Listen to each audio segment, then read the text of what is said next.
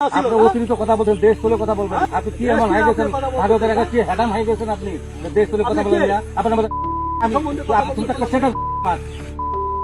দেশ তুলে কথা বলো। তুমি কে? তুমি কি দেশের কে? ভারতের প্রধানমন্ত্রী নাকি তুমি? দেশের বর্তমান সীমান্তের চিত্র এখন এমনই। বুক চিতিয়ে এভাবেই সীমান্ত পাহারা দিচ্ছেন এক একজন বিজিবি সদস্য। জানান দিচ্ছেন 1 ইঞ্চি মাটি ছাড় দেবে না বাংলাদেশ। দেশের বিজিবিকে শেষ কবে এতটা প্রতিরোধী হতে দেখেছেন? এই প্রশ্নে হয়তো আপনার মনে পড়তে পারে 2000 সালের বড়াইবাড়ি যুদ্ধ এবং 2001 সালের নাফ যুদ্ধের কথা। 2001 সালে সিলেটের পদুয়া এলাকায় অবৈধভাবে বিএসএফ রাস্তা নির্মাণের চেষ্টা করলে বাধা দেয় তৎকালীন বিডিআর এবং সীমান্তে নিজেদের নিয়ন্ত্রণ প্রতিষ্ঠা করে।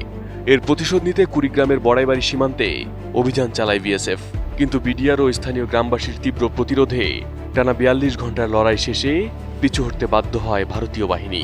নিহত হয় 16 ভারতীয় সেনা, অন্যদিকে শহীদ হন 3 জন বিডিআর সদস্য। একইভাবে নাফ যুদ্ধেও মিয়ানমারের আগ্রাসনের বিরুদ্ধে কঠোর প্রতিরোধ গড়ে তুলেছিল তৎকালীন বিডিআর। সীমান্তে তাদের দৃঢ় অবস্থান আজও সাহসের প্রতীক হয়ে আছে। এদিকে বর্তমান বিজিবির এমন সাহসিকতা দেখে মনে হচ্ছে তারা যেন সেই পুরনো বিডিআরের মনোবল আবারও ফিরে পেয়েছে। ভারত ও বাংলাদেশের সম্পর্ক ঐতিহাসিকভাবে বন্ধুত্বপূর্ণ হলেও গত 2 দশকে সীমান্তে বিএসএফের হাতে বাংলাদেশি নিহতের ঘটনাগুলো সেই সম্পর্ককে বারবার প্রশ্নবিদ্ধ করেছে। বিভিন্ন মানবাধিকার সংস্থার তথ্যমতে এই সময়ে প্রায় 2000 বাংলাদেশি বেসামরিক নাগরিক প্রাণ হারিয়েছেন সীমান্তে। পাশাপাশি চোরাচালান, মাদক ও মানব পাচারের মতো নানা অভিযোগও বহুবার উঠেছে বিএসএফকে ঘিরে। সমালোচকদের মতে আওয়ামী লীগ সরকারের সময় এসব ঘটনার বিপরীতে খুব একটা কঠোর অবস্থানে দেখা যায়নি বিজিবিকে। সীমান্তে বারবার দেখা গেছে পতাকা বৈঠক, কূটনৈতিক প্রতিবাদ আর বাংলাদেশিদের লাশবাহী অ্যাম্বুলেন্স। তবে বর্তমান পরিস্থিতিতে সেই চিত্র বদলাতে শুরু করেছে বলেই মনে করছেন অনেকে। নতুন সরকারের অধীনে সীমান্তে অনেক বেশি দৃশ্যমান ও আত্মবিশ্বাসী অবস্থানে দেখা যাচ্ছে বিজিবিকে। নীতি নির্ধারণী মহল থেকেও স্পষ্ট বার্তা দেওয়া হচ্ছে বাংলাদেশ আর আগের মতো চুপ করে থাকবে না। 2 দেশের সম্পর্ক হতে হবে ন্যায্যতা ও পারস্পরিক সম্মানের ভিত্তিতে। সার্বভৌমত্বের প্রশ্নে কোনো আপোষ নয়।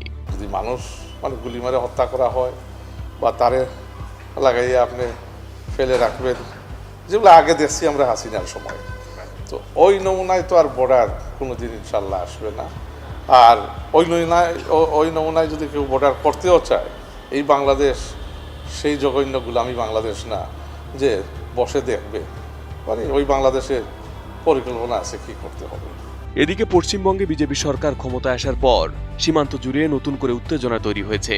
সীমান্তের বাকি অংশে কাঁটাতারের বেড়া নির্মাণের ঘোষণা দিয়েছে ভারত। বাংলাদেশের পক্ষ থেকে বারবার বলা হচ্ছে ভারত তাদের অংশে বেড়া নির্মাণ করতেই পারে, তবে তা হতে হবে আন্তর্জাতিক নিয়ম ও নো ম্যানস ল্যান্ড নীতি অনুসরণ করেই। কিন্তু বিভিন্ন সীমান্ত এলাকায় বেড়া নির্মাণের নামে 0 পয়েন্ট ঘেঁষে তৎপরতা চালাচ্ছে বিএসএফ, আর সেখানে শক্ত অবস্থান নিচ্ছে বিজিবি। বাংলার জওয়ানরা স্পষ্ট ভাষায় জানিয়ে দিচ্ছেন চোখ রাঙিয়ে বা ভয় দেখিয়ে কোনো লাভ নেই, বাংলাদেশের 1 ইঞ্চি মাটিও ছাড় দেওয়া হবে না।